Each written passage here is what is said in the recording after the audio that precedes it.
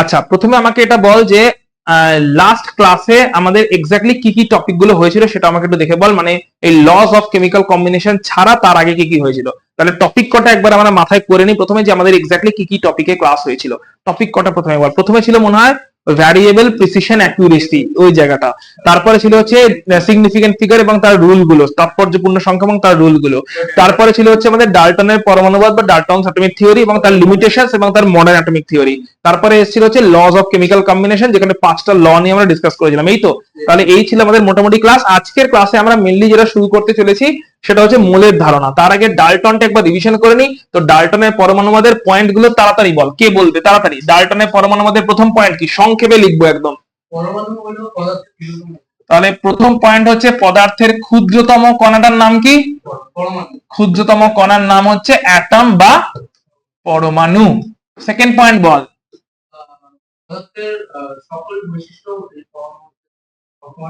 পদার্থের সকল বৈশিষ্ট্য, যে কোনো পদার্থ যদি হয় তাহলে সেই পদার্থের সকল ধর্ম, বৈশিষ্ট্য থেকে বলা উচিত ধর্ম, সেটা হচ্ছে পরমাণুর মধ্যে বর্তমান।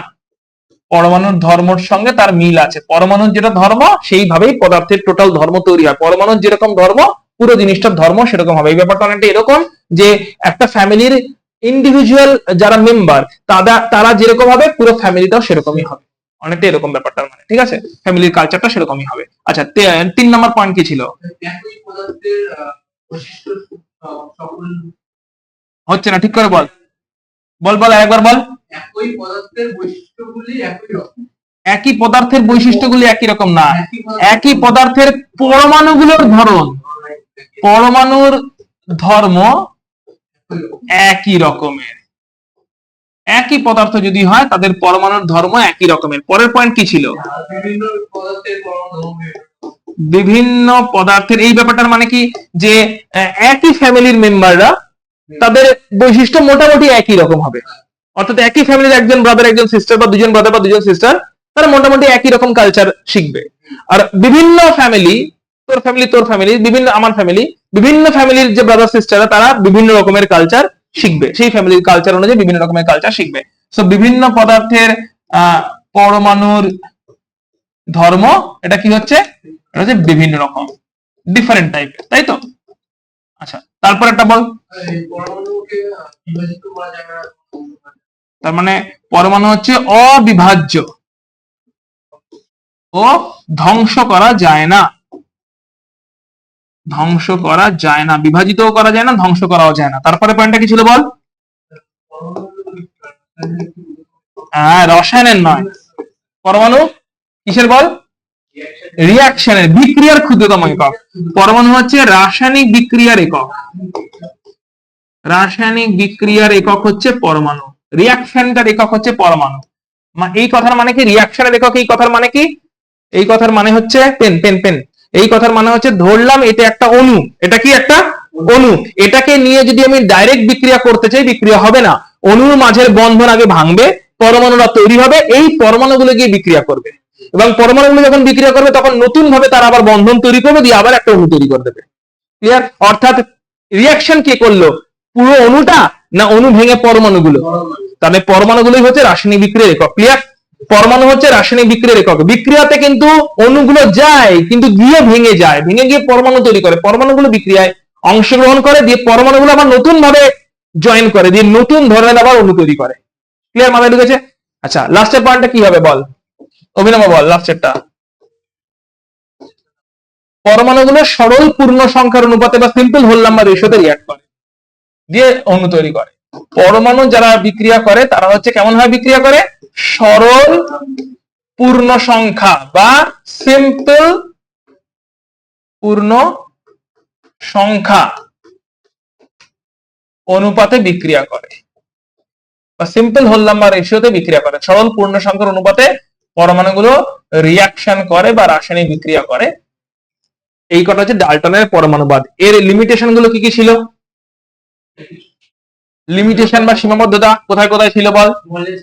প্রথম তো স্মলেস্ট নয়, ঠিক আছে, অর্থাৎ পরমাণু বা অ্যাটমের মধ্যে কি কি আছে? ইলেকট্রন আছে, অ্যাটমের মধ্যে ইলেকট্রন আছে, প্রোটন আছে, নিউট্রন আছে। অর্থাৎ এটা কি বিভাজিত না বিভাজিত নয়? অবিভাজ্য না বিভাজ্য? ইনডিভিজিবল না ডিভাইজেবল? সো এর ডিভাইজেবল হয়ে গেল, কারণ এর মধ্যে এরা ক্ষুদ্রতম নয়, এগুলো হচ্ছে ক্ষুদ্রতম, কিন্তু এবং সঙ্গে এটা হচ্ছে ডিভাইজেবল। আচ্ছা, আর কি ছিল বল? আইসোটোপ গুলো একই পরমাণু, তাদের কি সব প্রপার্টি একই রকম? তো ভেরি গুড, কার্বন, দুটোই কার্বন, কিন্তু একটার ভর সংখ্যা 12, একটার ভর সংখ্যা 14, মাস নাম্বার, একটার মাস নাম্বার 12, একটার মাস নাম্বার 14, দুটোই তো কার্বন পরমাণু। দুটো কার্বন পরমাণুর কি সব প্রপার্টি সেম, না মাস নাম্বার ডিফারেন্ট? মাস নাম্বার ডিফারেন্ট হলে ভরও ডিফারেন্ট। মাস নাম্বার মানে কি? ভর সংখ্যা। ভর সংখ্যা বা মাস নাম্বার ডিফারেন্ট মানে ভরটাও ডিফারেন্ট হবে। আচ্ছা, ভর ডিফারেন্ট মানে ঘনত্বও ডিফারেন্ট হবে। ভরের উপরে যা যা ডিপেন্ড করে সবই ডিফারেন্ট হয়ে যাবে, যেটাকে বলে আপেক্ষিক গুরুত্ব, স্পেসিফিক গ্র্যাভিটি ডিফারেন্ট হবে, তাই না? তো ভর এবং ভর রিলেটেড সমস্ত প্রপার্টি ডিফারেন্ট হয়ে যাবে কাদের জন্য? আইসোটোপদের জন্য। অর্থাৎ একই পরমাণুর কিন্তু সব প্রপার্টি একই রকম হচ্ছে না। একই রকম ভাবে বিভিন্ন পরমাণুর অল প্রপার্টি কি বিভিন্ন না? কোথাও কোথাও সেমও হয়ে যায়, সেমও হয়ে যায়। যেরকম পটাশিয়াম মাস নাম্বার এর 40, ক্যালসিয়াম মাস নাম্বার এরও 40। আচ্ছা, আবার আর্গন এরও মাস নাম্বার 40। তো তিনজনের ভর সংখ্যা একটি আলাদা, তাহলে ভর এবং ভর সংক্রান্ত অন্যান্য ধর্ম সেম হবে কি আলাদা হবে? সেম হবে। ভর এবং ভর সংক্রান্ত বিভিন্ন ধর্ম সেম হবে, যদিও বা পরমাণুগুলো কি একই পদার্থের পরমাণু, আলাদা আলাদা পদার্থের পরমাণু, কিন্তু তাদের মধ্যে মিল পাওয়া যাচ্ছে। আইসোবার। আচ্ছা, পরমাণু কি ধ্বংস করা যায় কি যায় না? এই কোন বিক্রিয়ায়? কোন বিক্রিয়ায়? বিক্রিয়ার নাম কি? Nuclear fission. Very good. Nuclear fission বিক্রিয়াতে পরমাণুকে ধ্বংস করে নতুন পরমাণু তৈরি করা যায়।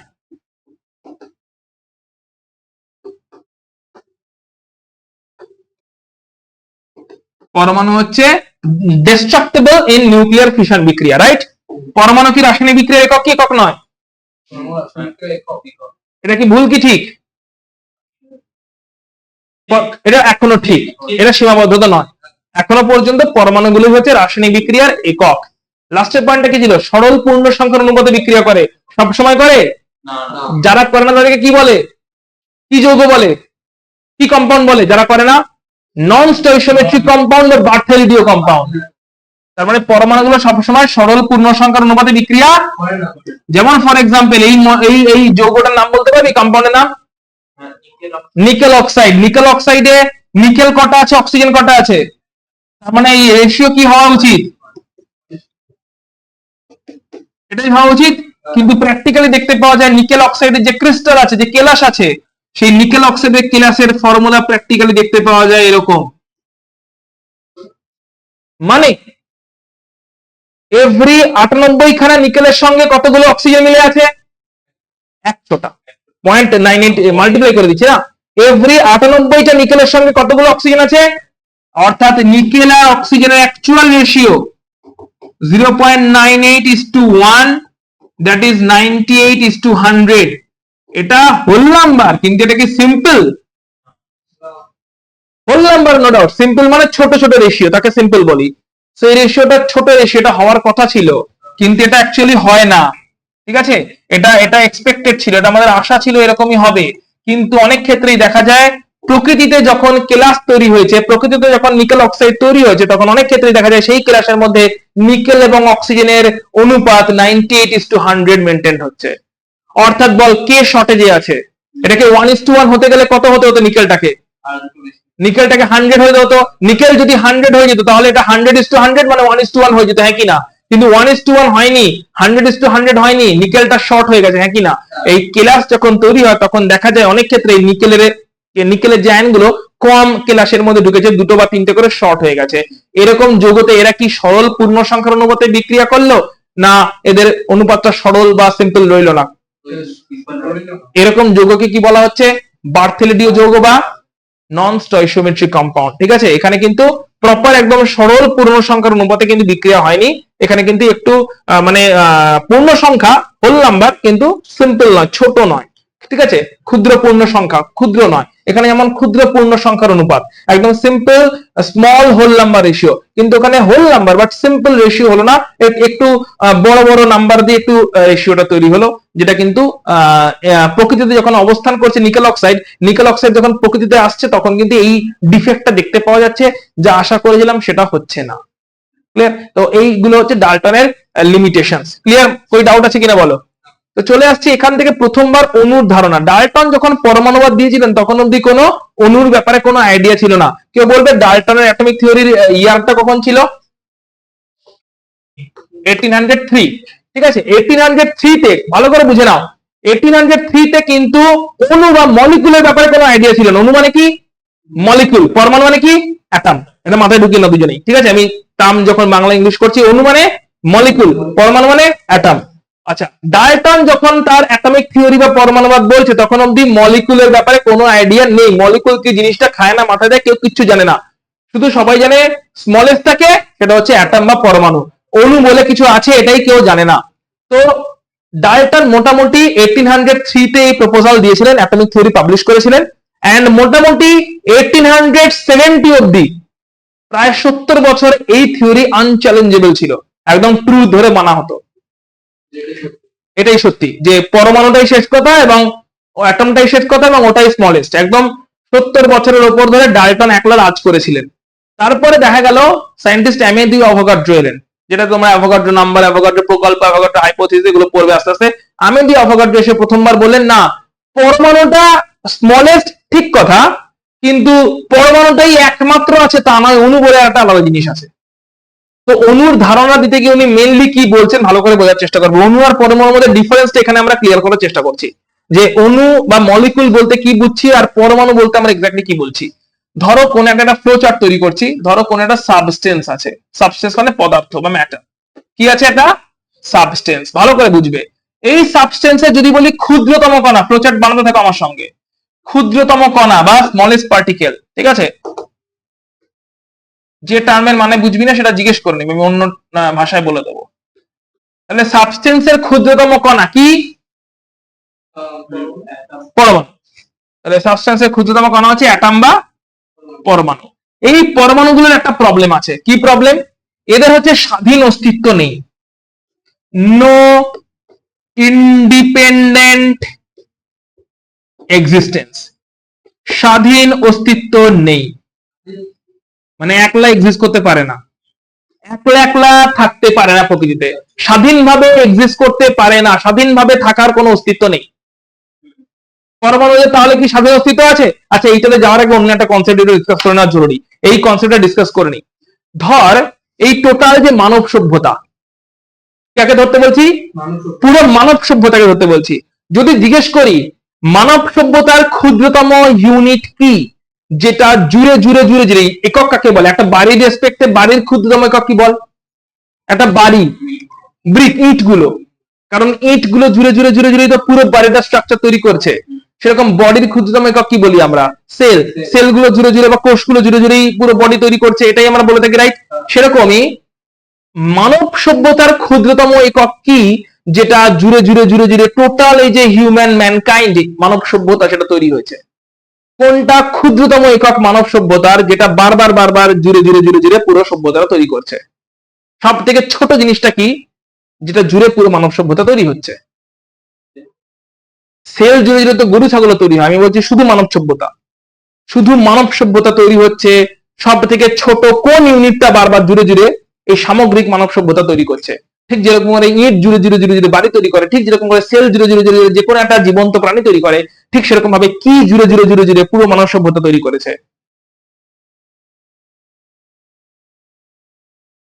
মানব সভ্যতার একদম ছোট্ট ইউনিটটা কি, যেটা নিয়ে যেটা বারবার বারবার জুড়েছে, যেটা সবাই মিলে গ্রুপ করেছে দিয়ে সভ্যতাটা পুরো তৈরি হয়েছে? বল বল বল, ঠিক বলছিস একদম, একটা ইন্ডিভিজুয়াল মানুষ। তাহলে মানব সভ্যতার ক্ষুদ্রতম একক কি? একটা ইন্ডিভিজুয়াল মানুষ। তো একজন ইন্ডিভিজুয়াল মানুষ, এরকম অনেক ইন্ডিভিজুয়াল মানুষ জুড়ে জুড়েই তো পুরো ক্ষুদ্রতম মানে পুরো সভ্যতা তৈরি হয়েছে। তুই বলে স্যার মানুষের তো ছোট পার্ট আছে, মানুষের ভেতরে তো সেল আছে, এটা আছে ওটা আছে, সে তো ইটের মধ্যেও আরো ছোট ছোট জিনিস আছে। তাহলে আমরা বাড়ির ইউনিটকে কি অনুপরমাণু বলছি, না বাড়ির ইউনিটটাকে ইটই বলছি? তাহলে বাড়ির ইউনিট ঠিক যেরকম করে ইট, একটা বাড়ি তৈরি হচ্ছে ইট দিয়ে দিয়ে, সেরকম পুরো মানব সভ্যতা তৈরি হচ্ছে মানুষ জুড়ে জুড়ে জুড়ে, রাইট? তাহলে মানব সভ্যতার ক্ষুদ্রতম ইউনিট কি? একজন মানুষ। এবারে বল, একজন মানুষের কি স্বাধীন অস্তিত্ব আছে? একজন মানুষ কি চাইলে একলা এক্সিস্ট করে যেতে পারে পুরো পৃথিবীর বুকে? অর্থাৎ মঙ্গলে গিয়ে একজন মানুষকে ছেড়ে দিয়ে আসা হলো, একলা এক্সিস্ট করে যাবে? না, একজন মানুষকে এক্সিস্ট করতে গেলে মিনিমাম গ্রুপ লাগবে। ছোটখাটো হলো, ছোটবেলায় ইতিহাসে পড়েছিস। তো একজন ইন্ডিভিজুয়াল মানুষ সেই ধান কাটা থেকে শুরু করে সেই বাসন মাজা অব্দি সব করবে, সেই গাড়ি বানাবে, সেই পেস্ট বানাবে, সেই সবকিছু করবে, সেই কোচিং করবে, সেই পড়াশোনা করবে, সেই মাটি খোদাই করবে, একজন মানুষের পক্ষে তো সম্ভবই নয় না। নিজের সার্ভাইভালের জন্য একজন মানুষই সব কাজ করছে, সম্ভবই নয় এটা। তার মানে একজন মানুষের স্বাধীন অস্তিত্ব থাকতে পারে? একজন মানুষ যদি একলা এক্সিস্ট করতে চায়, কারোর মনে হতে পারে এই কোশ্চেনটা যখন করি অন্যান্য ব্যাচের স্টুডেন্টস অনেক সময় রিপ্লাই করে, কেন স্যার একজন একটা একলা ফ্ল্যাটে গিয়ে থাকবে? আরে একজন একটা ফ্ল্যাটে গিয়ে থাকছে মানে ও বাবা মার থেকে খালি স্বাধীন, ও যে ফ্ল্যাটটা যার থেকে নিয়েছে তার উপরে ডিপেন্ডেন্ট, ও বাজার করতে যাচ্ছে সেই বাজারের উপরে ডিপেন্ডেন্ট। পুরো তো একলা হচ্ছে না, খালি বাবা মার থেকে একলা হয়েছে হয়তো, বাবা মাকে আর পোষাচ্ছে না, এখন চাকরি বাকরি পেয়ে গেছি, বাবা মার সঙ্গে থাকছে না আর, এখন এই সিচুয়েশন রয়েছে, রাইট? কিন্তু তার মানে পুরো একলা কি হয়ে গেল? সম্পূর্ণ একলা ভাবে কি কেউ এক্সিস্ট করছে? তার মানে একজন মানুষের যেরকম সম্পূর্ণ একলা কোনো অস্তিত্ব থাকা ডিফিকাল্ট, তাকে ছোটখাটো গ্রুপ বানাতে হবে। এবারে বলতো বুদ্ধি করে, মানুষের তৈরি করা সব থেকে ক্ষুদ্রতম গ্রুপটাকে আমরা কি বলি যার স্বাধীন অস্তিত্ব থাকবে? মানুষের তৈরি করা সব থেকে ক্ষুদ্রতম গ্রুপ, যে গ্রুপটার একটা স্বাধীন অস্তিত্ব থাকা সম্ভব।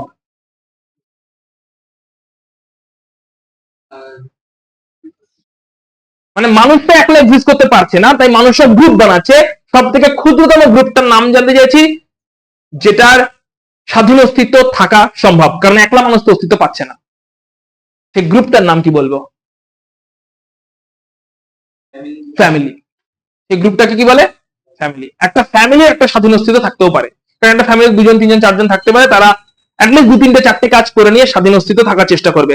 আচ্ছা এবারে বল, মানব সভ্যতার ইউনিটকে কি আমরা ফ্যামিলিও বলতে পারি? যে ফ্যামিলিও মানব সভ্যতার ইউনিট, অর্থাৎ ফ্যামিলি জুড়ে জুড়ে মানব সভ্যতা তৈরি হয়েছে, সেটাও বলতে পারি। আবার মানব সভ্যতার ইউনিটকে একজন ইন্ডিভিজুয়াল হিউম্যানে বলতে পারি। তাহলে মানব সভ্যতার 2টি ইউনিট পাওয়া গেল, একটা হচ্ছে ফ্যামিলি, সেটাও মানব সভ্যতার ইউনিট, আর একটা হচ্ছে একজন ইন্ডিভিজুয়াল মানুষ, সেটাও মানব সভ্যতার ইউনিট। কিন্তু এর মধ্যে সব থেকে ক্ষুদ্রতমটা কোনটা? মানুষটা। তার আবার অস্তিত্ব আছে, একলা অস্তিত্ব থাকে না, তাই তারা আবার কি করেছে? ছোট্ট একটা গ্রুপ বানিয়েছে যার অস্তিত্ব আছে। সেম ওয়েতে, একদম সেম টু সেম ওয়েতে এগোচ্ছি। একটা সাবস্টেন্স, তার স্মলেস্ট পার্টিকেলটা কি? যেটা কিনা মানুষ, একজন ইন্ডিভিজুয়াল মানুষ, তার স্বাধীন অস্তিত্ব আছে? স্বাধীন অস্তিত্ব নেই, তাই সে কি বানাতে বাধ্য হচ্ছে? মলিকুল। ওই পরিবারটার নাম হচ্ছে মলিকুল। ঠিক আছে, দুজন অ্যাটম মিলে বা 3 জন অ্যাটম মিলে একটা ক্ষুদ্র পরিবার বানাচ্ছে। তাহলে যেহেতু এর স্বাধীন অস্তিত্ব নেই, তাই স্বাধীন অস্তিত্ব পাওয়ার জন্য কি করছে? এরা গ্রুপ বানাচ্ছে, স্মলেস্ট গ্রুপ, যেটাকে আমরা এখানে পরিবার বলছিলাম। ওই স্মলেস্ট গ্রুপটার নাম কি? ওই স্মলেস্ট গ্রুপটার নামই হচ্ছে মলিকুল বা অণু। এই অণুর বল স্বাধীন অস্তিত্ব আছে কি নেই? এর স্বাধীন অস্তিত্ব আছে, ইন্ডিপেন্ডেন্ট এক্সিস্টেন্স বা স্বাধীন অস্তিত্ব আছে। এর ইন্ডিপেন্ডেন্ট এক্সিস্টেন্স বা স্বাধীন অস্তিত্ব আছে, এর কিন্তু স্বাধীন অস্তিত্ব আছে। মলিকুল তৈরি হয়েছে। এবার বলি, মলিকুল যখন তৈরি হবে তখন 2 রকম ভাবে মলিকুলটা তৈরি হতে পারে। সেম সেম অণুগুলো গ্রুপ বা সেম সেম অ্যাটম গুলো গ্রুপ বানাতে পারে, হ্যাঁ কি না? একই অ্যাটম দিয়ে যদি গ্রুপ তৈরি হয়, তখন সেই মলিকুলকে বলে এলিমেন্ট বা মৌলিক পদার্থ। একই অ্যাটম দিয়ে গ্রুপ তৈরি হয়েছে, আর বিভিন্ন অ্যাটম দিয়ে যদি গ্রুপটা তৈরি হয়, বিভিন্ন বা ডিফারেন্ট অ্যাটম, তখন বলে তাকে হচ্ছে কম্পাউন্ড বা যৌগিক পদার্থ। মাথায় ঢুকেছে? গ্রুপ যখন বানানো হচ্ছে, একই অ্যাটমরা মিলে গ্রুপ বানাচ্ছে অথবা বিভিন্ন অ্যাটমরা মিলে গ্রুপ বানাচ্ছে। একই অ্যাটমরা মিলে গ্রুপ বানালে আমরা কি বলছি? এলিমেন্ট বা মৌলিক পদার্থ, আর বিভিন্ন অ্যাটমরা মিলে গ্রুপ বানালে যৌগিক পদার্থ বা কম্পাউন্ড। পুরো জিনিসটা ক্লিয়ার হয়েছে কিনা বল? তাহলে বুদ্ধি করে বল, সাবস্টেন্সের একবার কুইকলি হয়ে যাক, সাবস্টেন্সের ক্ষুদ্রতম কণা কি? অ্যাটম। অ্যাটমদের এক্সিস্টেন্স আছে, তার জন্য তারা কি বানানোর চেষ্টা করছে? গ্রুপ। এই গ্রুপটাকে কি বলছি? মলিকুল। এবার গ্রুপ যখন তৈরি হচ্ছে, একই অ্যাটমরা মিলে গ্রুপ বানাতে পারে, তখন বলছি মৌলিক পদার্থের মলিকিউল, মৌলিক পদার্থের অণু। আর বিভিন্ন অ্যাটমের মধ্যে গ্রুপ বানালে যৌগিক পদার্থের অণু বা কম্পাউন্ডের মলিকিউল। আমাদের ঢুকেছে? একটা এক্সাম্পল দেখে নি, লেখা হয়েছে ফ্লো চার্টটা পুরো লিখে নে। আমরা একটা এক্সাম্পল দেখবো। তো একটা তুই একটা এলিমেন্ট, তুই একটা অ্যাটমের নাম বল। সোজা সোজা সালফার, সালফারের সঙ্গে তুই আর একটা অ্যাটমের নাম বল।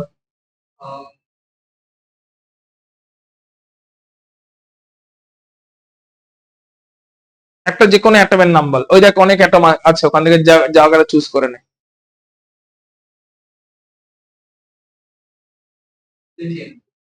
লিথিয়াম আর সালফারের ডিফিকাল্ট হবে। আর কিছু বল, অন্য একটা কিছু বল। এদিক থেকে বল, এই গ্রিন লাইনটা থেকে বল।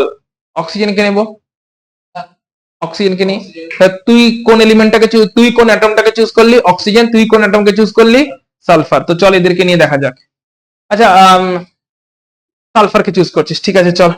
এটা আমরা ফ্লোচার্ট লেখা হয়েছে, লেখা হয়েছে তোর?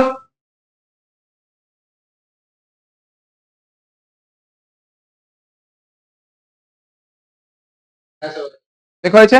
চেঞ্জ করছি, চল একটা আমরা তাহলে এক্সাম্পল দেখে নিই।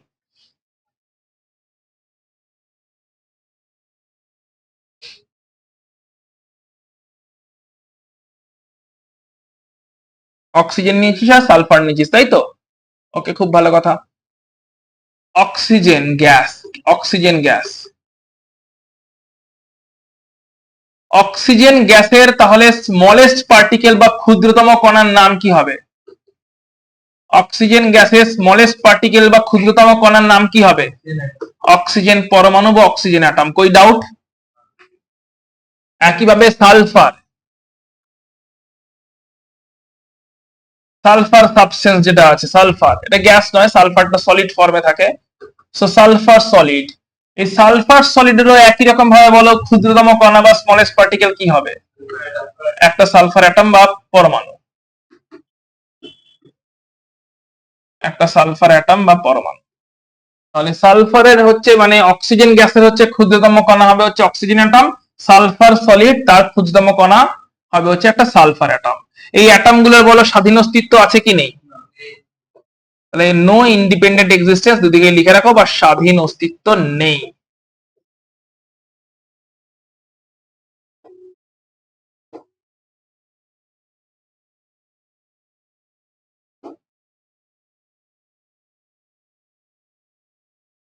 স্বাধীন অস্তিত্ব নেই। ওদিকে বলো সালফার অ্যাটমেরও কি স্বাধীন অস্তিত্ব আছে? এরও তাহলে স্বাধীন অস্তিত্ব নেই, no independent existence.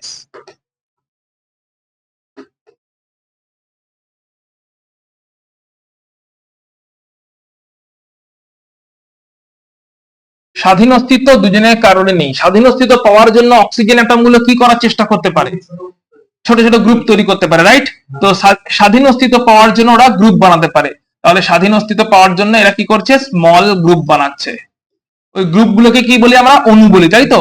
So smallest group বানাচ্ছে, যাদেরকে আমরা বলি হচ্ছে মলিকিউল বা অণু বলছি, ঠিক আছে তাই তো?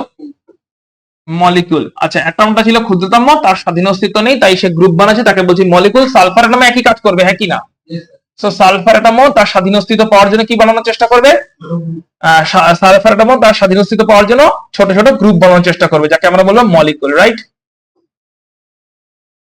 স্মলেস্ট গ্রুপ বানাবে, ক্ষুদ্রতম গ্রুপ বানাবে। গ্রুপটা আবার এমন না অনেক বড় বানাবে, একদম যেটা ক্ষুদ্রতম গ্রুপ, যেটুকু না হলেই নয়, তাকে আমরা বলবো সালফারের মলিকুল। এবার এই গ্রুপ যখন তৈরি হবে দুই রকম ভাবে মলিকুলটা তৈরি হতে পারে। কি কি ভাবে? আচ্ছা, এই মলিকুলটা যখন তৈরি হবে হচ্ছে একটা হচ্ছে একই অ্যাটম গুলো মিলে, মানে একই অ্যাটম নিয়ে যখন গ্রুপ তৈরি হবে, তখন ভালো করে দেখে বল একই অ্যাটম মিলে এই গ্রুপটাই তৈরি হওয়া পসিবল, ইয়েস অর নো? দুটো অক্সিজেন অ্যাটম একসাথে হয়েছে, তো একটাই একই অ্যাটম নিয়ে গ্রুপটা তৈরি হয়েছে, হ্যাঁ কি না? এই একই অ্যাটম নিয়ে যখন গ্রুপ তৈরি হবে তখন তাকে আমরা বলবো অণু বা মলিকিউল, ক্লিয়ার? এবং এটাকে কি বলবো? এটাকে বলবো মৌলিক পদার্থ, কারণ অক্সিজেন অণু যেটা কিনা কি বলবো? মৌলিক পদার্থ বা এলিমেন্ট। কারণ মৌলিক পদার্থ তৈরি হয় একই অ্যাটম গুলো নিয়ে, যখন গ্রুপ তৈরি হয় তখন তৈরি হয় মৌলিক পদার্থ। ক্লিয়ার? একই অ্যাটম নিয়ে যখন মলিকুল বা অণু তৈরি হয় তখন তৈরি হয় মৌলিক পদার্থ বা এলিমেন্ট। আচ্ছা, এখানেও একই রকম হতে পারে, হ্যাঁ কি না বল? একই সালফার অ্যাটম, একই অ্যাটম নিয়ে যদি গ্রুপ তৈরি হয় তাহলে দেখা যায় সালফার অণু তৈরি হয়। আচ্ছা এখানে বলতো, এখানে তা কি বল, ক্ষুদ্রতম গ্রুপ বানানোর জন্য কতগুলো অক্সিজেন একসাথে এসেছিল, কিন্তু এখানে ক্ষুদ্রতম গ্রুপ বানানোর জন্য কতগুলো সালফার একসাথে এসছে। তাহলে এর ফ্যামিলিতে কতজন মেম্বার আছে, এর ফ্যামিলিতে কতজন মেম্বার আছে? ক্লিয়ার? তো ডিফারেন্ট হতেই পারে, কিন্তু এ দুজনেই স্বাধীন অস্তিত্ব পেয়ে যাচ্ছে, আর এ স্বাধীন অস্তিত্ব পেতে 8 জন লাগছে। ডিফারেন্ট হতেই পারে, ঠিক আছে? তাহলে মলিকুল, যে দুটো মলিকুলেরই বড় কমন পয়েন্ট, এদের স্বাধীন অস্তিত্ব এরা পেয়েছে কি পায়নি? তাহলে মলিকুল কেন তৈরি হলো যদি জিজ্ঞেস করে, কি বলবি আনসার? তাই স্বাধীন অস্তিত্ব পাওয়ার জন্যই মলিকুল তৈরি হয়েছে। যদি ক্ষুদ্রতম কণায় অ্যাটমেরই স্বাধীন অস্তিত্ব থাকতো তাহলে কি মলিকুল তৈরি হওয়ার দরকার পড়তো? তাহলে মলিকুল তৈরি হচ্ছিল কেন? খালি স্বাধীন অস্তিত্ব পাওয়ার জন্য, একলা একলা যদি এক্সিস্ট করতে পারে প্রকৃতির বুকে তার জন্য। ক্লিয়ার? মাথায় ঢুকেছে? বেশ।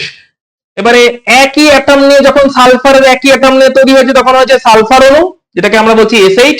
আবার একই অণু নিয়ে যখন তৈরি হচ্ছে তখন বলছি অক্সিজেন অণু, যেটাকে বলছি O2। সালফার অণুটা হচ্ছে একটা মৌলিক পদার্থ, আবার অক্সিজেন অণু হচ্ছে একটা এলিমেন্ট বা মৌলিক পদার্থ। ক্লিয়ার? এবারে বল, সবসময় কি একই অণু নিয়ে গ্রুপ তৈরি হয় না বিভিন্ন অণু নিয়ে গ্রুপ তৈরি হতে পারে?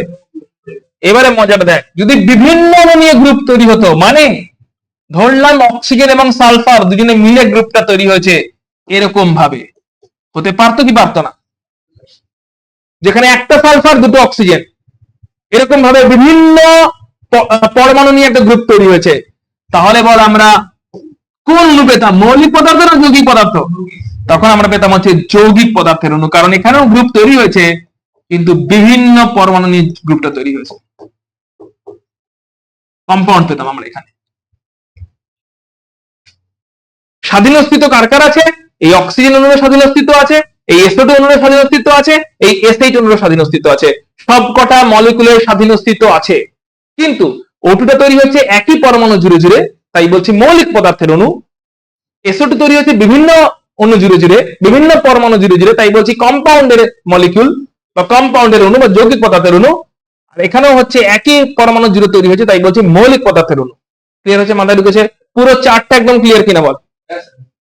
কোন ডাউট আছে এখানে? একবার কুইকলি দেখে নিই। তাহলে যে কোনো একটা সাবস্টেন্স নিয়েছি, সেই সাবস্টেন্সের স্মলেস্ট পার্টিকেল হচ্ছে তার অ্যাটম, অ্যাটমটার কোনো এক্সিস্টেন্স নেই, ইন্ডিপেন্ডেন্ট এক্সিস্টেন্স নেই, মানে তারা গ্রুপ বানায়, গ্রুপটা সেম সেম অ্যাটম মিলে বানালে আমরা বলি এলিমেন্ট বা মৌলিক পদার্থের অণু তৈরি হয়েছে।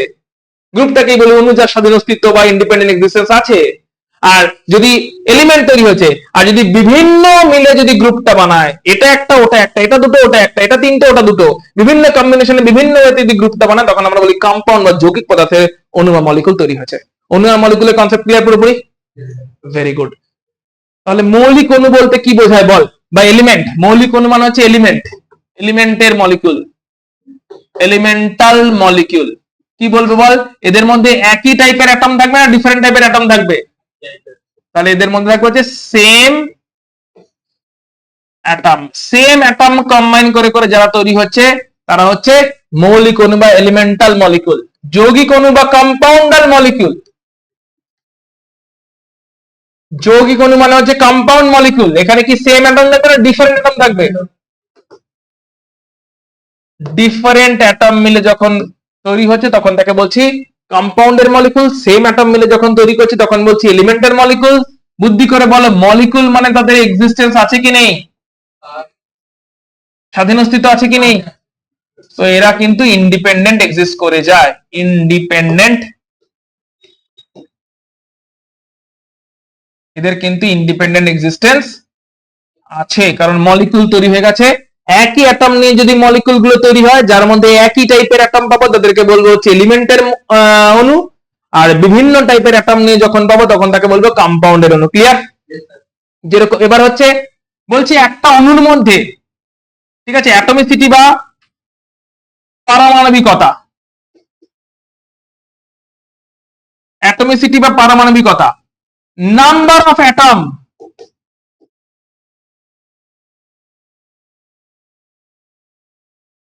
Number of atoms in an elemental molecule.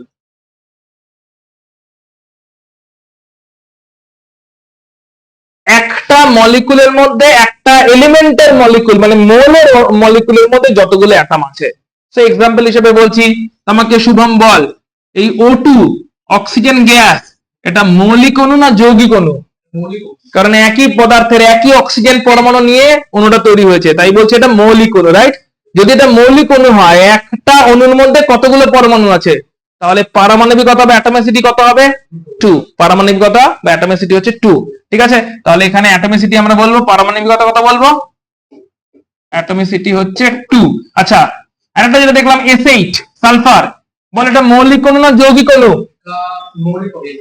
মৌলিক বা এলিমেন্টের অণু, তাই তো? কারণ সেম টাইপের সালফার অ্যাটম নিয়ে পুরো মলিকিউলটা তৈরি হয়েছে, সো এটা মৌলিক অণু বা এলিমেন্টাল মলিকিউল। এর অ্যাটমিসিটি কত? কারণ 8 জন মিলে একটা মলিকিউল তৈরি করেছে, অ্যাটমিসিটি হচ্ছে 8। 8 জন মিলে একটা মলিকিউল এখানে এরা তৈরি করেছে। তাহলে বুদ্ধি করে বল, ক্লোরিন Cl2 অ্যাটমিসিটি কত? ফসফরাস P4 অ্যাটমিসিটি কত? আর্গন Ar অ্যাটমিসিটি কত? 1। কারণ একজন মিলেই তৈরি করেছে। পারমাণবিকতা, অ্যাটমিসিটি মানে হচ্ছে পারমাণবিকতা। এই যে, ঠিক আছে, দেখেন একবার অ্যাটমিসিটি মানে কি তাহলে? পরমাণু না, পারমাণবিকতা। একটা অণুতে কতগুলো পরমাণু, একদম সিম্পল। N2 একটা অণুতে কতগুলো পরমাণু? হ্যাঁ, তাহলে পারমাণবিকতা 2 বা অ্যাটমিসিটি 2। ঠিক আছে, একটা অণুতে কতগুলো পরমাণু সেটাকেই বলছে পারমাণবিকতা বা অ্যাটমিসিটি। একটা অণুতে কতগুলো পরমাণু সেটাকেই আমরা বলছি পারমাণবিকতা বা অ্যাটমিসিটি। মাথায় ঢুকেছে? চেঞ্জ করব তো, লেখা হয়েছে, লেখ লেখ লেখ তাড়াতাড়ি লেখ। এখানে ডিফারেন্ট করতে হতো, ডিফেন্ট হয়ে গেছে।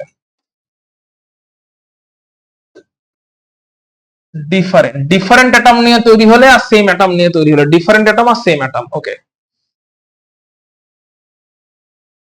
তাহলে বলবি চেঞ্জ করব। তোর হয়ে গেছে লেখা, লেখ পারমাণবিকতা ইজ ইকুয়াল টু, এখানে এই জন্যই বলছি অ্যাপটা নিয়ে নে, তাহলে এইগুলো সবটা অ্যাপে থাকবে। এখন শর্টে লেখ, পারমাণবিকতা ইজ ইকুয়াল টু একটি অণুতে পরমাণু সংখ্যা, একটি মৌলের অণুতে, হ্যাঁ, একটি মৌলের অণুতে পরমাণু সংখ্যা, একটি মৌলের অণুতে পরমাণু সংখ্যা, এটাই হচ্ছে পারমাণবিকতা। যেরকম একটি মৌলের অণুতে কতগুলো আছে? 2টো, তাই পারমাণবিকতা 2। একটি মৌলের অণুতে কতগুলো আছে? 8টা, তাই পারমাণবিকতা 8। ঠিক আছে, আচ্ছা, নেক্সট হচ্ছে অ্যাভোগাড্রো প্রকল্প বা অ্যাভোগাড্রো হাইপোথিসিস। অ্যাভোগাড্রো, আচ্ছা, এই অণুর ধারণা কে দিয়েছিলেন? অ্যাভোগাড্রো। পরমাণু ধারণা কে দিয়েছিলেন? ডাল্টন। ক্লিয়ার? পরমাণু ধারণা দিয়েছিলেন ডাল্টন, অণুর ধারণা দিয়েছিলেন প্রথমবার অ্যাভোগাড্রো। অ্যাভোগাড্রো প্রকল্প কি বলছে? অ্যাভোগাড্রো প্রকল্প বলছে যদি চাপ এবং উষ্ণতা, প্রেসার টেম্পারেচার যদি কনস্ট্যান্ট থাকে, কে কে কনস্ট্যান্ট থাকছে? Pressure temperature. স্টেটমেন্ট গুলো অভিনবকে বলছি বিশেষ করে স্টেটমেন্ট গুলো লেখার দরকার নেই, কারণ স্টেটমেন্ট গুলো টাইম লাগবে লিখতে, ওটার জন্য অ্যাপটা অ্যাক্সেস করে নিস। ঠিক আছে, ওটা বাড়িতে ভালো করে নোটস বানাবি, যখন বানাবি স্টেটমেন্ট গুলো লিখে বাড়িতে ভালো করে নোটস বানাবি। এখন আমি যে পোর্শন গুলো লিখি সেটুকু লেখ, যাতে তাড়াতাড়ি লেখা হয়ে যায় এবং মাথায় ঢুকে যায় পুরোটা। প্রেসার আর টেম্পারেচার কনস্ট্যান্ট, আমি ইংরেজিতে লিখলে তুই বাংলায় লিখে নিবি, ঠিক আছে? প্রেসার এন্ড টেম্পারেচার কি আছে? কনস্ট্যান্ট আছে, ধ্রুবক আছে। প্রেসার মানে হচ্ছে তোর চাপ, টেম্পারেচার মানে হচ্ছে উষ্ণতা। তাহলে চাপ আর উষ্ণতা কি আছে? চাপ আর উষ্ণতা ধ্রুবক বা কনস্ট্যান্ট, কোন চেঞ্জ হচ্ছে? হচ্ছে না। এই অবস্থায় কি বলছে? বলছে যে যদি বিভিন্ন গ্যাস, ধরলাম এগুলো বিভিন্ন গ্যাসের বেলুন, এটা হিলিয়াম, এটা অক্সিজেন, এটা জলীয় বাষ্প বা ওয়াটার ভেপার, আর এটা কি ধরেছে দেখি, এটা কিছু লেখা নেই তো। আচ্ছা, এটা ধরা আছে দেখছি, এটা মনে হয় নিয়ন, N2 কিছুটা লেখা আছে হয়তো, যাই হোক। সো ধরলাম এটা হিলিয়ামের বেলুন, এটা অক্সিজেন গ্যাস দিয়ে তৈরি করা বেলুন, এটা জলীয় বাষ্প দিয়ে তৈরি হওয়া বেলুন, এটা নাইট্রোজেন গ্যাস দিয়ে তৈরি হওয়া বেলুন। সবকটা বেলুনের বল আয়তন একই রকম, হ্যাঁ কিনা? আয়তন বা ভলিউম সেম কিনা? দেখে কি মনে হচ্ছে? সবকটা ভলিউম, সবকটা বেলুনের ভলিউম, সবকটা বেলুনের ভলিউম যেহেতু সেম, টেম্পারেচার প্রেসার কনস্ট্যান্ট থাকলে ওদের মধ্যে নাম্বার অফ মলিকুল বা অণুর সংখ্যা সেম হবে। এটা হচ্ছে অ্যাভোগাড্রো হাইপোথিসিস। চাপ ও উষ্ণতা ধ্রুবক থাকলে যদি আয়তন একই থাকে তাহলে অণুর সংখ্যা বা মলিকুল নাম্বার একই থাকবে। না না, ওটা আলাদা জিনিস।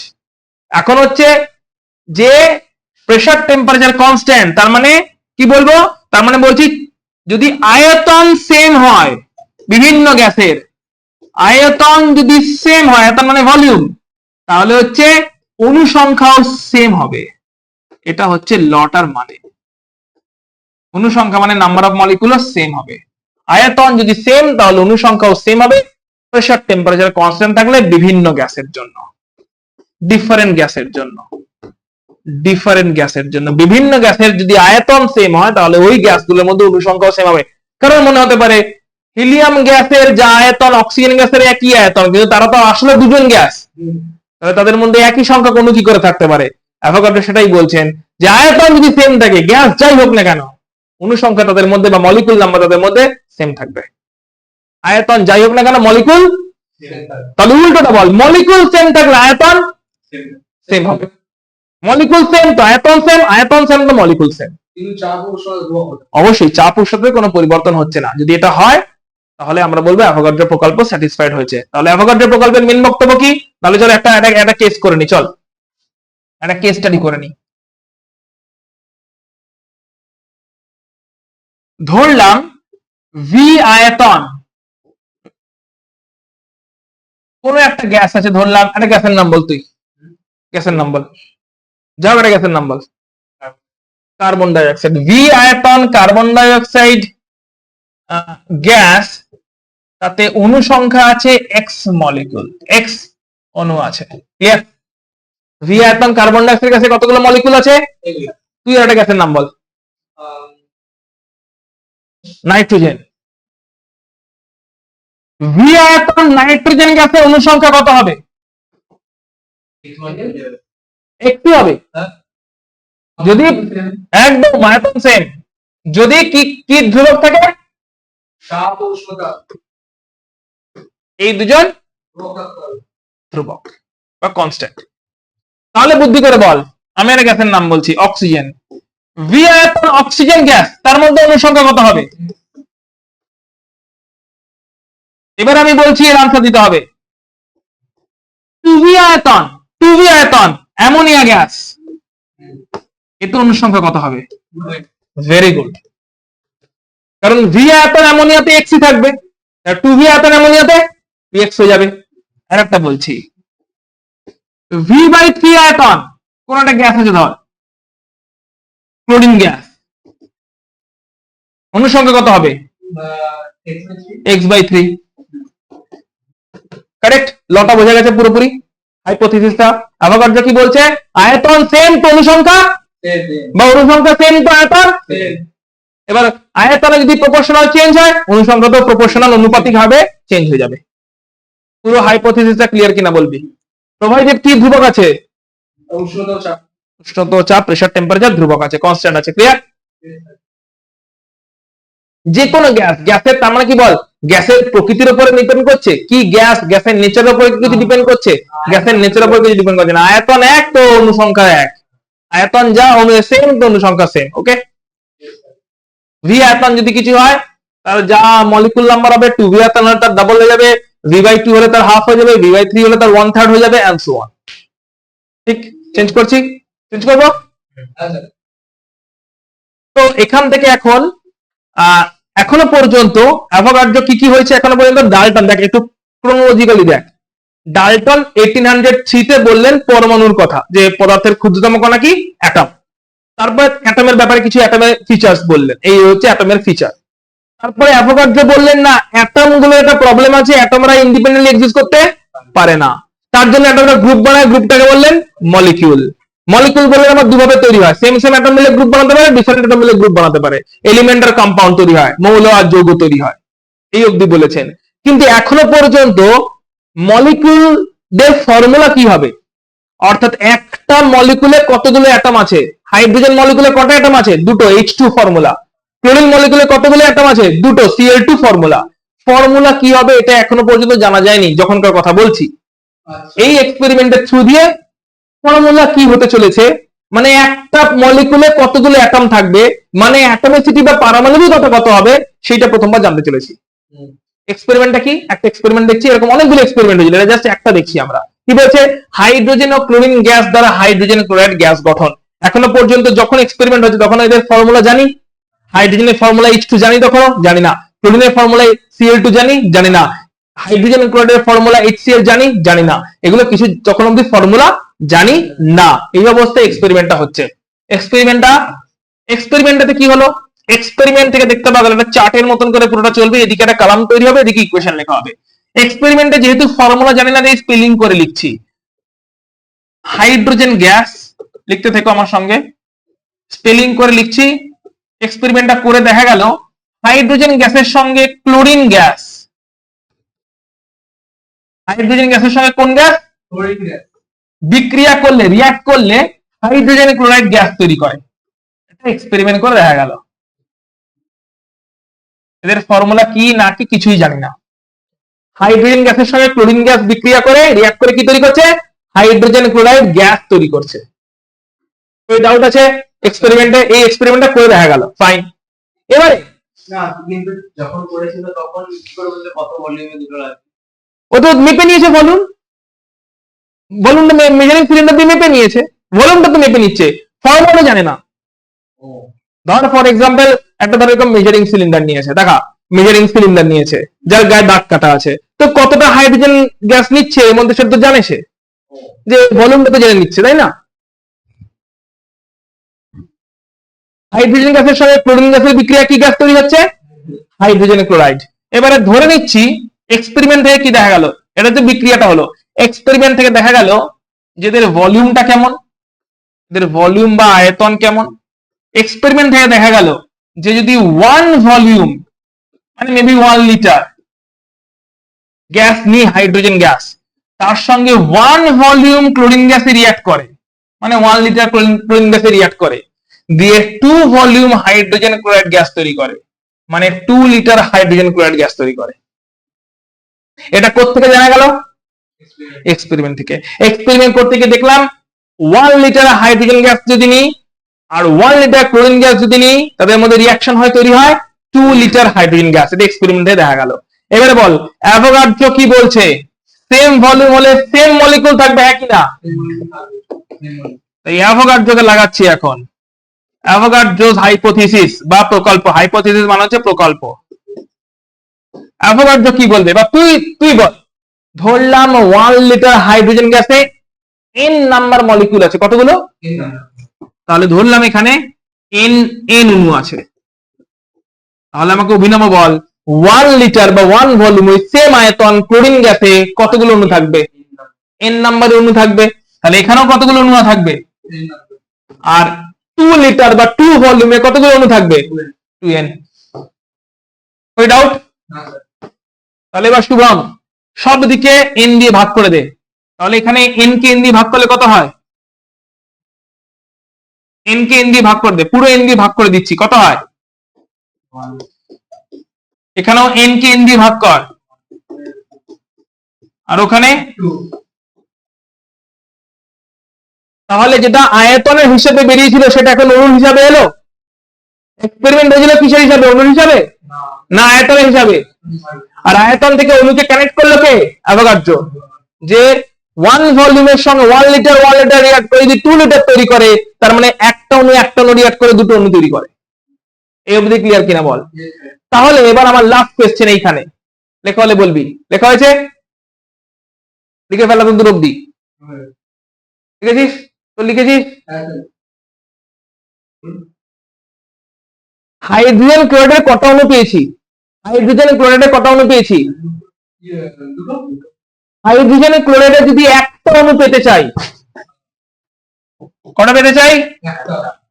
তাহলে এখানে ক্লোরিন অণু কতগুলো লাগবে? এন্ড হাইড্রোজেন অণু কতগুলো লাগবে? বল, অণু কি বিভাজ্য কি অণু বিভাজ্য না?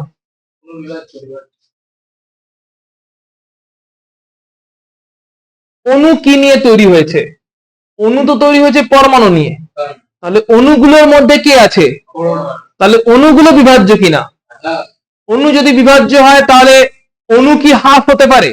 পরমাণু হাফ হতে পারবে না, কারণ পরমাণু অবিভাজ্য, ইনডিভাইজিবল, ডাল্টন তাই বলেছে। কিন্তু অণু কি হাফ হতে পারবে? কারণ অণু তো ডিভাইজেবল, ডিভাইড করে হাফ অণু তো করতেই পারি। তাহলে অণু বিভাজ্য, ডাল্টনের সঙ্গে সিনক্রোনাইজ হয়ে গেল ব্যাপারটা। ডাল্টনকেও মানে ডাল্টনে কেউ অপোজ করলো, ডাল্টনের এগেনস্টে গেল না পুরো এক্সপেরিমেন্টটা, ডাল্টনের সঙ্গে ট্যালি করে গেল যে হ্যাঁ অণু তো বিভাজ্য, তাই হাফ অণু রিয়াক্ট করে একটা গোটা অণু, একটা গোটা মলিকুল তৈরি হতেই পারে। ক্লিয়ার কিনা বল? মাথায় ঢুকেছে? তাহলে এবারে অভিনব তুই আমাকে বলবি, ওই এক অণু যে হাইড্রোজেন ক্লোরাইড গ্যাস, কি গ্যাসটার নাম? কত অণু তৈরি হয়েছে? এক অণু। ফাইনালি তৈরি হয়েছে কত অণু? ফাইনালি তৈরি হয়েছে দেখতে পাচ্ছি এক অণু হাইড্রোজেন ক্লোরাইড গ্যাস তৈরি হয়েছে, হাফ অণু ক্লোরিন থেকে, হাফ অণু হাইড্রোজেন থেকে। Yes or no? বল এবার এই এক অণু হাইড্রোজেন ক্লোরাইড গ্যাস,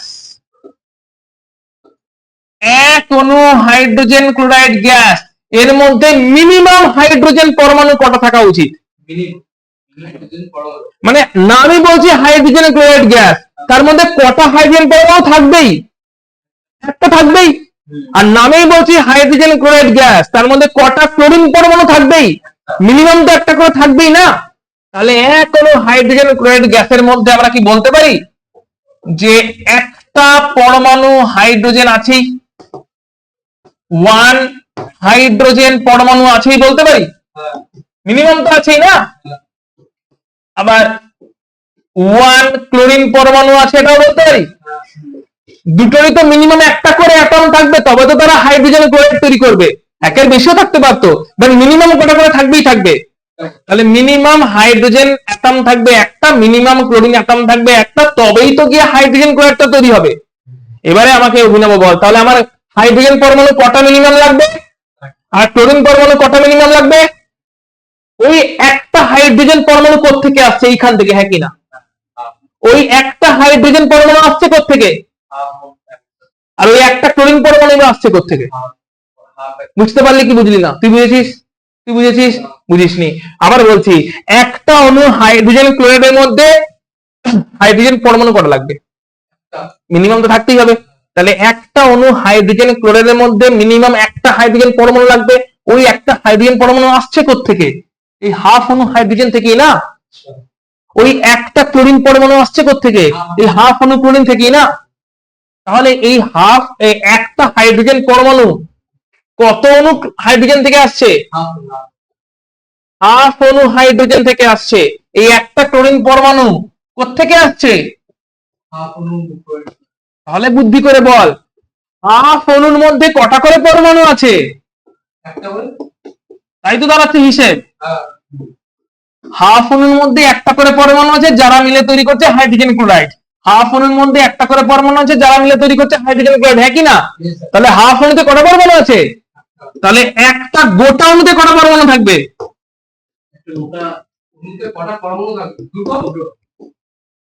এই প্রথমবার বেরোলো একটা অণুতে কটা পরমাণু? তাহলে ফর্মুলা, একটা গোটা অণুতে কটা পরমাণু? ফর্মুলা। তাহলে পারমাণবিকতা বা অ্যাটমিসিটি বোঝা গেল কেমন করে ফর্মুলা বেরিয়েছিল?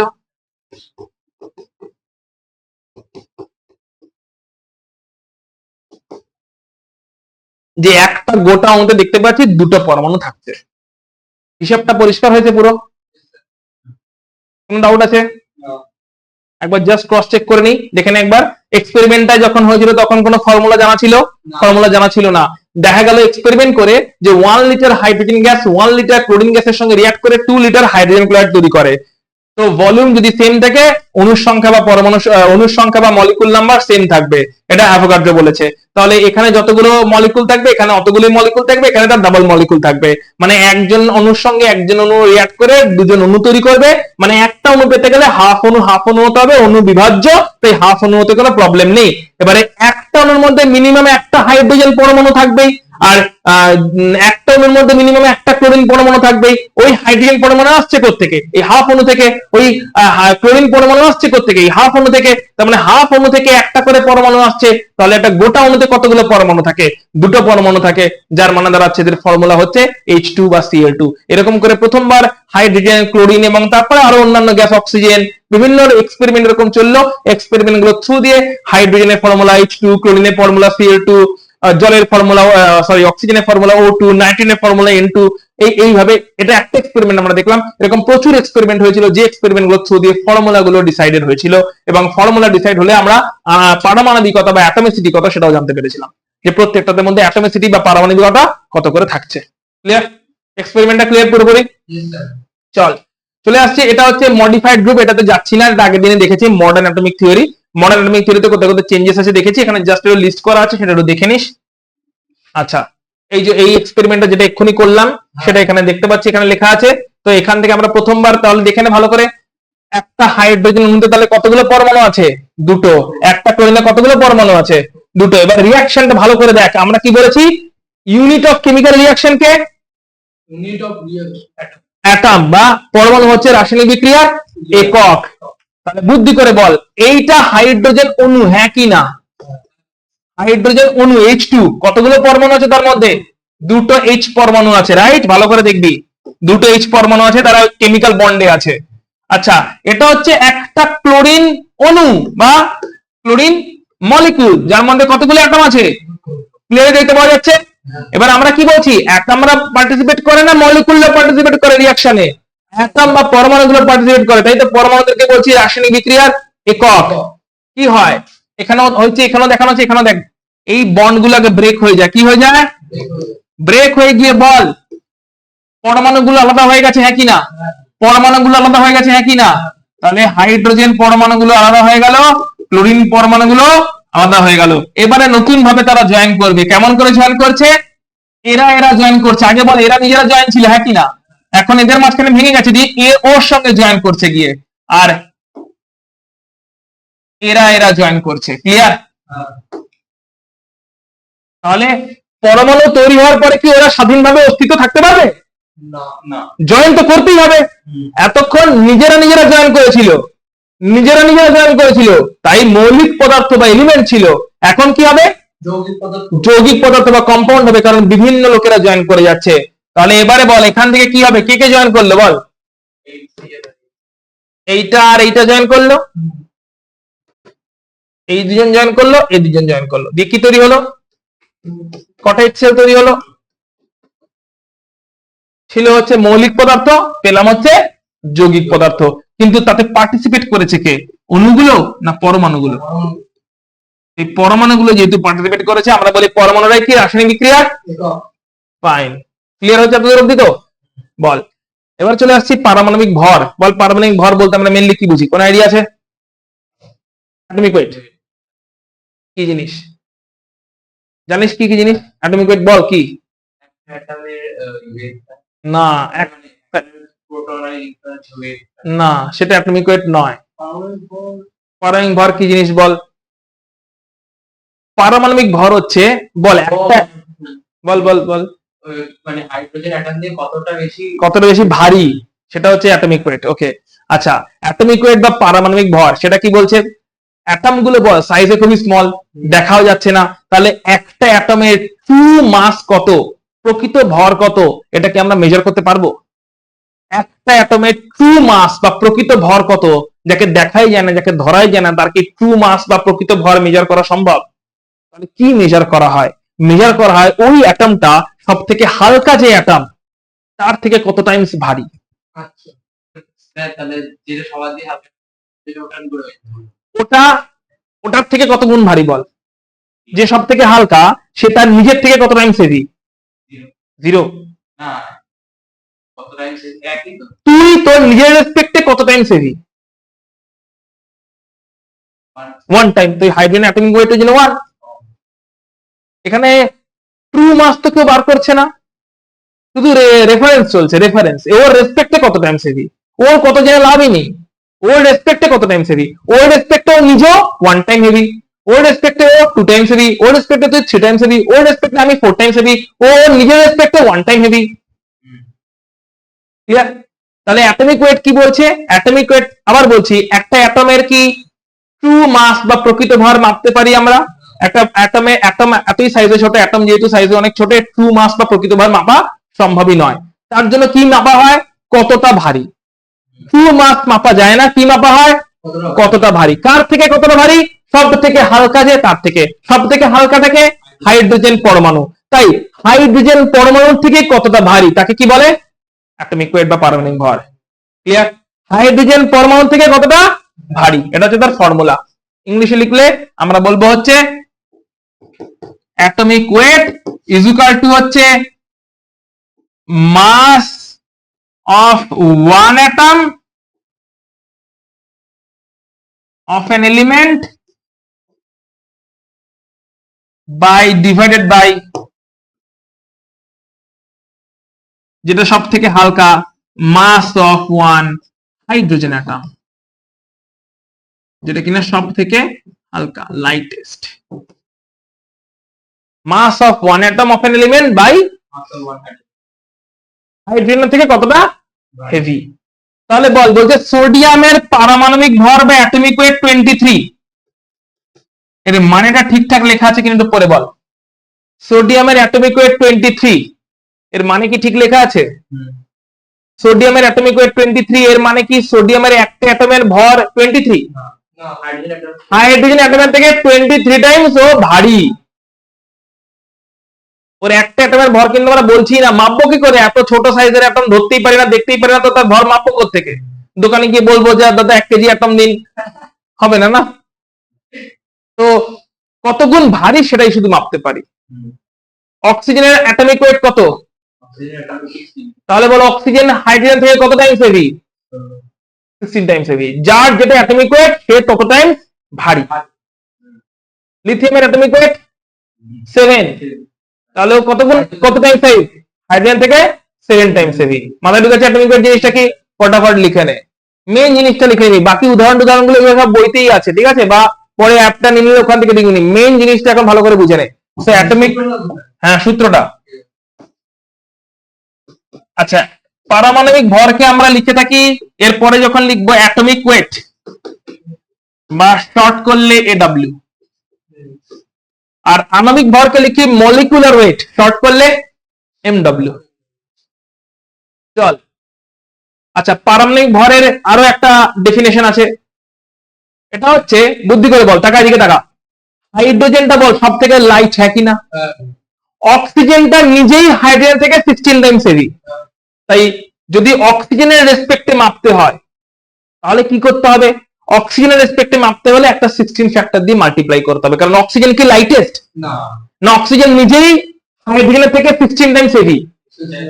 এবার আমি মাপছি কি হাইড্রোজেনের রেসপেক্টে না এখন অক্সিজেনের রেসপেক্টে মাপছি? তাই একটা 16 মাল্টিপ্লিকেশন আসছে, 16 ফ্যাক্টর আসছে। একইভাবে বল কার্বনের অ্যাটমিক ওয়েট কত? 12। তাহলে কার্বন নিজেই হাইড্রোজেনের থেকে কত টাইমস হেভি? হাইড্রোজেনের রেসপেক্টে মাপতে গেলে কার্বন নিজেই হচ্ছে 12 টাইমস হেভি, 12 টাইমস ভারী। কিন্তু যদি কার্বনের রেসপেক্টে মাপি তাহলে একই রকম ভাবে 12 ফ্যাক্টর আসবে, হ্যাঁ কিনা? কারণ যে যত টাইমস হেভি সে কি হালকা? সব থেকে হালকা হলো? ও তো নিজেই কিছুটা ভারী হয়ে বসে আছে। অর্থাৎ সব থেকে হালকাটাকে, তাড়াতাড়ি বল, সব থেকে হালকাটাকে? হাইড্রোজেন। তার থেকে কার্বন অলরেডি কত টাইম ভারী? 12 গুণ ভারী। এবারে কার্বনের রেসপেক্টে মাপবো ভাবছি, তাহলে কি কার্বনের রেসপেক্টে ডাইরেক্টলি মাপা যাবে না 12 ফ্যাক্টরটা আসবে? অর্থাৎ বেসিক্যালি কি মাপা হয় ভালো করে এটা বুঝে নে, লেখা আছে ফর্মুলা, যদিও ভালো করে মাথায় ঢুকিয়ে নে। মাপা হয় রেফারেন্সে, অ্যাকচুয়ালি কে থাকে? রেফারেন্সে থাকে হচ্ছে সব থেকে হালকা, যে সে সব থেকে হালকা অ্যাটমটাকে। কার্বন অলরেডি কত গুণ ভারী? 12। তাহলে কার্বনকে যদি সব থেকে হালকা বানাতে হয় তাহলে বল 1/12 করতে হবে, হ্যাঁ কিনা? 1/12 করতে হবে, হ্যাঁ কিনা? 1/12 করছি বলেই 12টা মাল্টিপ্লাই হয়ে যাচ্ছে। ক্লিয়ার? আবার সব থেকে হালকাটাকে? অক্সিজেন নিজেই তার থেকে কত টাইমস হেভি? তাহলে অক্সিজেনকে যদি সব থেকে হালকা বানাতে হয় তাহলে 1/16 করতে হবে কিনা? 1/16 করলে 16 ফ্যাক্টরটা মাল্টিপ্লাই হয়ে উঠে যাচ্ছে। এবারে তুই আমাকে বল, যদি আমরা তাহলে ক্লোরিনের রেসপেক্টে মাপি, কার রেসপেক্টে মাপবো? ক্লোরিনের অ্যাটমিক ওয়েট হচ্ছে 35.5। কত অ্যাটমিক ওয়েট? 35.5। তাহলে সব থেকে হালকাকে তার রেসপেক্টে ক্লোরিন নিজেই কত টাইমস হেভি? এত টাইমস হেভি। তাহলে ক্লোরিনকে যদি সব থেকে হালকা বানাতে হয় 1/35.5 করতে হবে, এবং তার জন্য ইনটু 35.5 একটা মাল্টিপ্লাই হবে। যার রেসপেক্টে করতে চাও তার রেসপেক্টে সেটা হয়ে যাবে সেরকম। ক্লিয়ার? মাথায় ঢুকেছে? এটা ডিফারেন্ট স্কেলে। এটা হচ্ছে কি স্কেলে? একটা মজা বলছি, তুই অ্যাপে সাবস্ক্রিপশন নিয়ে নিয়েছিস তো অলরেডি? ও নিসনি এখনো? যদি নিয়ে নিস তাহলে মজাটা ভালো করে শোন। কি করতে পারবি ক্লাসে? কি হবে, এই যে ক্লাসটা ধর তোরা লিখছিস তার জন্য একটু স্লো হচ্ছে না মাঝে মধ্যে, ধর তোরা লিখছিস বলে ওয়েট করছি। কি হবে, মেন পয়েন্ট গুলো লিখে নিবি, আমি ফাটাফাটি করতে পারবো। যে পোর্শনটা বাকি থাকছে ওই পোর্শনটা তখন অ্যাপ থেকে দেখে নিতে পারবি। এটা হচ্ছে অ্যাপের সব থেকে বেশি সুবিধা। ঠিক আছে, তো যদি পারিস তো নিয়ে নিস তাড়াতাড়ি। তাহলে কি হবে, সবটা লিখছিস সময় লাগছে, কারণ এখানে অনেক কিছু আমি নোটস তুলে নিয়ে চলে এলাম, যেগুলো তোর বাড়িতে গিয়ে পড়ার জন্য সুবিধা হবে। কিন্তু সবটা যদি এখানে বসে লিখতে হয় তাহলে অনেকটা টাইম যাবে। তো তার জন্য কি করতে পারিস, সেখান থেকে একদম কি পয়েন্ট যেগুলো আমি লিখছি সেই কি পয়েন্টস গুলো খাতায় শর্ট নোটের মতন করে লিখে নিতে পারিস, এবং অ্যাপ থেকে কি করতে পারিস, এই পুরো বোর্ড ওয়ার্কটা দেখে নিতে পারিস। এটা হলে অনেক বেশি সুবিধা হবে, অনেক ফাস্ট ফরওয়ার্ড হবে। ওকে, তাহলে এখানে কি লিখবো বল, ইংলিশে করলে তাড়াতাড়ি বল। অ্যাটমিক ওয়েট হচ্ছে mass of one atom by mass of one oxygen atom into 16। এটা হবে হচ্ছে mass of one carbon atom into 12 according. ঠিক আছে, চেঞ্জ করছি। বেশ, এবার বলছে ক্লোরিনের অ্যাটমিক ওয়েট কত বেরিয়েছিল বল? এটা ফ্র্যাকশন না ইন্টিজার? Isotopic atomic wait. তো ক্লোরিনের অ্যাটমিক ওয়েট কত? 35.5। এটা ফ্র্যাকশন কি ইন্টিজার? মানে ভগ্নাংশ না পূর্ণ সংখ্যা? ফ্র্যাকশন মানে ভগ্নাংশ, আর ইন্টিজার মানে হচ্ছে পূর্ণ সংখ্যা। ভগ্নাংশ, ক্লিয়ার? আচ্ছা, অক্সিজেনের অ্যাটমিক ওয়েট কত ধরছি আমরা? কিন্তু অ্যাকচুয়ালি ওটা 16 নয়, অ্যাকচুয়ালি হয় 15.99। আমরা 16টায় রাউন্ড অফ করে নিই। আর লিথিয়ামের অ্যাটমিক নাম্বার কত? এই দেখ, অক্সিজেন অ্যাটমিক নাম্বার মাথায় লেখা আছে, দেখ কত লেখা আছে, দেখ অক্সিজেন 15.999। আচ্ছা, লিথিয়ামের অ্যাটমিক নাম্বার চেক কর কত লেখা আছে। অ্যাটমিক নাম্বার না, অ্যাটমিক ওয়েট 6.9। তাহলে রাউন্ড অফ করে আমরা কত ধরি? 6.9 কে রাউন্ড অফ করে কত ধরবো? 7 ধরবো আমরা। তার মানে অ্যাকচুয়ালি বল, এখানে যত অ্যাটমিক নাম্বার লেখা আছে যে কোনো একটা চেক করে বল, সেগুলো কি পুরো ইন্টিজার বা পূর্ণ সংখ্যায় আসছে না সব ভগ্নাংশ? আমরা নিয়ার বাইটাকে পূর্ণ সংখ্যা ধরে কাজ চালাচ্ছি, কিন্তু অ্যাকচুয়ালি আসছে কি সব ভগ্নাংশ। সব সময় ভগ্নাংশ কেন হচ্ছে? কখন তো হাইড্রোজেন থেকে কি সবাই ভগ্নাংশের অনুপাতেই ভারী? এমনকি কেউ নেই যে হাইড্রোজেন থেকে পূর্ণ সংখ্যার অনুপাতে ভারী। হতেই তো পারতো কেউ আছে, কিন্তু কখনোই আমরা সেটা পাই না, সবসময় আমরা ফ্র্যাকশন পাই। তার কারণটা হচ্ছে কেউ কখনোই একলা এক্সিস্ট করে না, সবারই একটা করে আইসোটোপ আছে প্রকৃতিতে।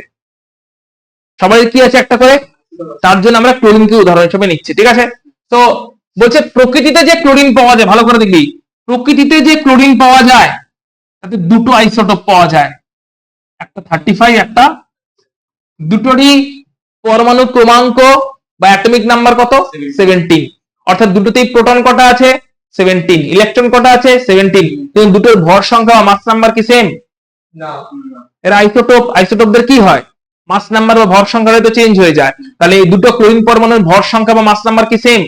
একটা 35, একটা 37। আর দুটো ক্লোরিনই কিন্তু নেচারে এক্সিস্ট করে। এমন নয় যে নেচারে যে ক্লোরিন গ্যাস খুঁজে পাওয়া যায় তাতে কিন্তু কোনো একটা ক্লোরিন আইসোটোপ থাকে, তা না, দুটো ক্লোরিন আইসোটোপই থাকে। ফর এক্সাম্পল, অক্সিজেনের দুটো আইসোটোপ আছে, একটা 16, একটা 18। 16 আইসোটোপটা হাইড্রোজেনের থেকে 16 টাইমস হেভি, 18 আইসোটোপটা হাইড্রোজেনের থেকে 18 টাইমস হেভি। কার্বনেরও দুটো আইসোটোপ আছে, একটা 12, একটা 14। কার্বনের 12 আইসোটোপ 12 টাইমস হেভি হাইড্রোজেন থেকে, 14 আইসোটোপ 14 টাইমস হেভি হাইড্রোজেন থেকে, এবং এরা সবাই এক্সিস্ট করে নেচারে। তাহলে নেচারে কি কোনো একটা আইসোটোপ এক্সিস্ট করছে না বিভিন্ন আইসোটোপ এক্সিস্ট করছে? তাহলে আমি যদি হাইড্রোজেনের থেকে কত গুণ ভারী দেখতে যাই তাহলে কি কোনো একটা আইসোটোপ ধরে দেখলে চলবে না, দুটো আইসোটোপকেই কনসিডার করতে হবে। বা কারো যদি 10টা আইসোটোপ থাকে 10টাকেই কনসিডার করতে হবে। কারণ প্রকৃতিতে কি কোনো একটা, অর্থাৎ তুই ধর এরকম করে এক মুঠো অক্সিজেন গ্যাস ধরলি, ওখানে অক্সিজেন গ্যাসের 16 আইসোটোপও আছে, 18 আইসোটোপও আছে। তুই ধর মাটি খোদাই করে খানিক একতাল কয়লা বার করলি, ওই কয়লার মধ্যে 12 আইসোটোপও আছে কার্বনের, আবার 14 আইসোটোপও আছে কার্বনের। তুই ধর কোথাও ক্লোরিন গ্যাস তৈরি করলি ল্যাবরেটরিতে, ওই ক্লোরিন গ্যাসের মধ্যে 35 আইসোটোপও আছে, 37 আইসোটোপও আছে, চাই না চাই দুটো আইসোটোপই তৈরি হচ্ছে। নেচারে দুটো আইসোটোপ একদম এক্সিস্ট করে। তাই আমি যদি কত গুণ ভারী বের করতে চাই, কোন একজনকে নেবো অন্যজনকে ছেড়ে দেবো করলে চলবে? না, দুজনকে কনসিডার করেই আমাকে দেখতে হবে টোটাল অ্যাভারেজে কত গুণ ভারী। তার মানে আমরা কি অ্যাকচুয়ালি একজনের জন্য বের করছি না আইসোটোপদের জন্য অ্যাভারেজ করে বের করছি? কেমন করে অ্যাভারেজটা করা হয় দেখে নেওয়া হোক। দেখা যাচ্ছে এই 35 আইসোটোপটা থাকে 75%, বেশি এটাই থাকে, আর 37 আইসোটোপটা থাকে 25%, দুজনে মিলে টোটাল 100%। ক্যালকুলেশন হচ্ছে, ভালো করে দেখে নাও। 35 আইসোটোপ কত পার্সেন্ট থাকে ইনটু 75 প্লাস 37 আইসোটোপ কত পার্সেন্ট থাকে into 25 divided by total percentage কত। এইটা করলে অ্যাকচুয়ালি 35.5 ও আসে না, আরো বেশি ফ্র্যাকশন আসে 35.45। সো বল এরকম একটা ক্যালকুলেশন কি কখনো পূর্ণ সংখ্যা আসতে পারে? না, হাইলি কমপ্লিকেটেড ক্যালকুলেশন, এখানে ভগ্নাংশ আসবেই আসবে। তাই এই কারণে ভগ্নাংশ আসে সবকিছু। কিন্তু এটা কি স্যার ভুল আছে? কোনটা বল? না, এটাকে রাউন্ড অফ করে আসন্নমান করে 35.5 করে দিয়েছি। 5 থাকলে আগে 1 যোগ হয়ে যায় না? একটু আগে তো সিগনিফিকেন্ট ফিগার তাৎপর্যপূর্ণ সংখ্যায় পড়েছিস, পরে 5 আছে, তাহলে এখানে যদি আমাকে যদি আনসারকে এখানে আটকে দিতে হয়, হ্যাঁ, তাহলে 5 তো থাকার জন্য এখানে 1 অ্যাড হবে কি হবে না? হবে না। তাই 35.5 হয়েছে। ঠিক আছে, রাউন্ড অফ করেছি 35.5। কিন্তু ভগ্নাংশ কেন হয়েছে মাথায় ঢুকেছে? হ্যাঁ। বা ফ্র্যাকশন কেন হয়েছে? ফ্র্যাকশন হওয়ার পিছনে কারণ হচ্ছে আমরা কোনো একটা আইসোটোপের রেসপেক্টে একটা আইসোটোপ কত টাইমস হেভি সেটা আমরা ক্যালকুলেট করি না, কারণ নেচারে বিভিন্ন আইসোটোপ এক্সিস্ট করে, কারো দুটো, কারো তিনটে, কারো 10টা। সো বিভিন্ন আইসোটোপ গুলো অ্যাভারেজে গড়ে হাইড্রোজেনের থেকে কত টাইমস হেভি সেটা বার করার ফর্মুলা হচ্ছে এরকম, কে কতটা পার্সেন্টেজ এক্সিস্ট করে সেটা জানতে হবে। সো 35 আইসোটোপ 75% এক্সিস্ট করে, 37 আইসোটোপ 25% এক্সিস্ট করে, ডিভাইডেড বাই টোটাল 100%, তাহলে ক্যালকুলেশনে যেটা আসবে সেটা অবশ্যই ফ্র্যাকশনেই আসবে, দেখতেই পাচ্ছি। তাই এই কারণে এরা ফ্র্যাকশনাল হয়। আইসোটোপ গুলো তাহলে কি হয় তাড়াতাড়ি বল, কি হচ্ছে আইসোটোপ গুলো? ফ্র্যাকশনাল হচ্ছে, হ্যাঁ কি না? বেশ বেশ, ঠিক আছে, আজকে তাহলে এই অবধি রাখছি মেনলি। ওকে, পুরো কনসেপ্ট গুলো মাথায় ঢুকেছে? বাট কোনো ডাউট আছে কিনা অভিনব বল? ক্লিয়ার? তোর ক্লিয়ার? আচ্ছা, নেক্সট উইকে এর মধ্যে যদি কোনো এক্সট্রা ক্লাস হয়তো এই সপ্তাহে থাকবে না, পয়লা বৈশাখ টৈশাখ আছে, তো এক্সট্রা ক্লাসেস কিছু রাখছি না এর মধ্যে। নেক্সট উইক থেকে আমরা আরেকটু হয়তো বেশি টাইম ধরে করতে পারি, বা বলতে পারি একটু আগে চলে আসতে। ঠিক আছে, মোটামুটি এখন এই 12 এর ব্যাচ গুলো চলছিল, যে কারণে ক্লাসটা একটু লেটে শুরু হয়েছিল, কিন্তু নেক্সট উইক থেকে হতে পারে যে একটু তাড়াতাড়ি বলবো চলে আসতে, লাইক 11:30-র মধ্যে, হয়তো 11:30, 11:45 এই মেন টাইম যেটা আছে ওই টাইমটাই বলবো চলে আসতে। কারণ তার আগে 12 এর ব্যাচটা চলছে, ওটা শুরু হতে হতে টানতে টানতে অনেক সময় 12:15-20 হয়ে যাচ্ছে বলে আমি ডিলেতে বলেছিলাম। কিন্তু নেক্সট উইক থেকে হয়তো পয়লা বৈশাখ টৈশাখ যেহেতু হয়ে যাচ্ছে সবকিছু, তো আমরা একটু তাড়াতাড়ি শুরু করে দেওয়ার চেষ্টা করবো। ঠিক আছে, যাতে একটু বেশিক্ষণ ধরে আমরা মোটামুটি 2-2.5 ঘন্টা ক্লাস করে নিতে পারি। ওকে, বেশ, তাহলে চলো আজকে ক্লাসটা আমরা তাহলে এখানে শেষ করছি। এই অবধি কারোর কোনো ডাউট আছে কিনা বলো এক্ষুনি? প্রত্যেকটা পয়েন্ট লিখে নিয়েছো? পুরোটা মাথায় ঢুকেছে? আচ্ছা, তুমি যদি তোমার পেরেন্ট যদি কল করেন তাহলে বলবে রাত্রেবেলা 10টার পরেই কল করতে, কারণ ক্লাসেস আজকে প্রচুর শিডিউল ব্যাকআপ আছে, তো আমি এর মধ্যে কল রিসিভ করতে হতে পারবো না। 10টার পরে বলবে কল করতে, আমি এবং মোবাইল নিয়ে বসে কল করবে, আমি তাহলে কেমন করে অ্যাপ অ্যাক্সেস করতে হবে সেই সমস্ত প্রসেসটা বুঝিয়ে দেবো। ওটা আমি তোমাকে সবটা বুঝিয়ে দেবো। ঠিক আছে, তুইও ডাউনলোড করে গেছিস, অ্যাক্সেস করে নিতে চাইলে করে নিস, কারণ এগুলো সব কিন্তু অ্যাপে অ্যাভেলেবল থাকবে। ওকে, ঠিক আছে, চলো তাহলে আজকে আমরা এখানে শেষ করলাম।